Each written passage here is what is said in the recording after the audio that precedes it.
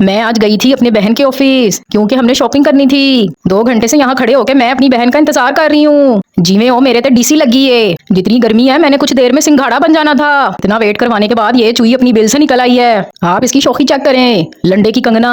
उसके बाद हम दोनों लिबर्टी आ गए। बाजार आते ही सबसे पहले हम ठूसने बैठ गए। बड़ा मेन्यू चेक कर रही है। खिलानी इसने मुझे 2-2 रुपए वाली चीजें होती हैं। ये भाई हमारा ऑर्डर इतनी देर से लेके आए हैं। हमें लग रहा था हम आज लिबर्टी में ही सो जाएंगे। मेरी बहन जिद कर रही थी कि मैंने पटाखे लेने हैं। ये खुद भी शुरली से कम नहीं है। खाने पीने के बाद हमने स्टार्ट की शॉपिंग। आप इसके काम चेक करें, अपने मुंह से भी बड़ा झुमका पसंद करके बैठ गई है। यहाँ बहुत महंगी ज्वेलरी थी। हमने सोचा कि हम डॉलर शॉप से ले लेंगे। इस दुकान पे खुद से थे बहुत प्यारे, लेकिन इनमें से बड़ी बो आ रही थी। ये भाई 1500 के 2 सूट दे रहे हैं। ये वो सूट है जो मैंने पहनते ही फाड़ देने हैं। इस भाई का अपना ही चल रहा है, पैंटे ले लो गुस्से में ले लो। अब ये मोहतरमा लच्छा लेने चली गई है। लिबर्टी वालों का स्टैंडर्ड ही बहुत हाई है। यहाँ लच्छा भी 100 रुपए का मिल रहा है। लेना इसने कुछ भी नहीं है, सिर्फ मुझे जलील करवाने लाई है। यहाँ इस पठान भाई ने मुझे ही रोस्ट कर दिया है। तुम इतना बड़ा खोता बच्चों वाली ऐनक लगा रहा है। इससे पहले ये हमें कुछ और कहता, हमने कहा निकल लो। यहाँ ये खड़े होकर लहंगा देख रही है जैसे कल इसकी शादी है। शादी कराने का शौक इसको बड़ा है, लेकिन इसको घर का एक भी काम नहीं आता। इधर बुलबुलों की बारिश हो रही है। अगर कल पाकिस्तानी टीम मैच हारी इस तरह मैंने तूफों की बारिश कर देनी है।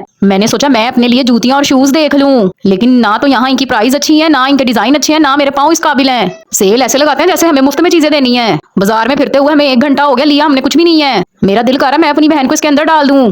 ये अब एटीएम घुस गई है। ओवर ऐसे हो रही जैसे इसने लाखों की शॉपिंग करनी है। मुझे आज तक ये बात नहीं समझ आई, जो एटीएम में जाता वो वापस बाहर क्यों नहीं आता। ये एसी की हवा ले रहे होते हैं अंदर। ये घंटे बाद यहाँ से बाहर निकली है। पीछे वाले आदमी इसको भी गालियां दे रहे होंगे, मुझे भी। अब ये सेल्फियां लेने खड़ी हो गई है। इसके बाल मेरे मुंह पे तारों की तरह चुभ रहे हैं। सेपे वाला बम्ब, मुझे इतने सालों में आज पता चला है। यहाँ मेरी बहन, अब्बू और खाला की दुकान भी है। हाय माँ सदके।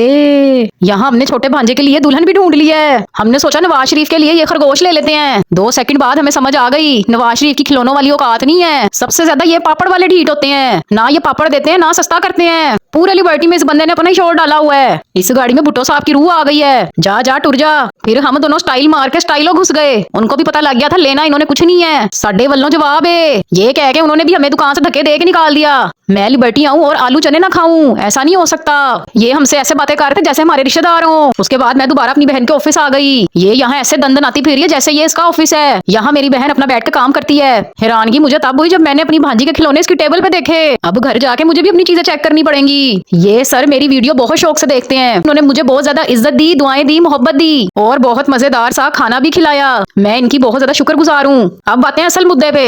अपना खाना खाने के बाद मेरा खाना भी मेरी बहन ने खा लिया। इधर हमारी आ चुकी है मर्सिडीज। अब हम जाएंगे घर। रिक्शे में बैठते ही मैं फंस गई। तुम थोड़ा पीछे होके बैठो, मेरे सर में जुएं ना डाल देना। हम आपसे मुलाकात करेंगे नेक्स्ट वीडियो में। तब तक के लिए अल्लाह हाफिज।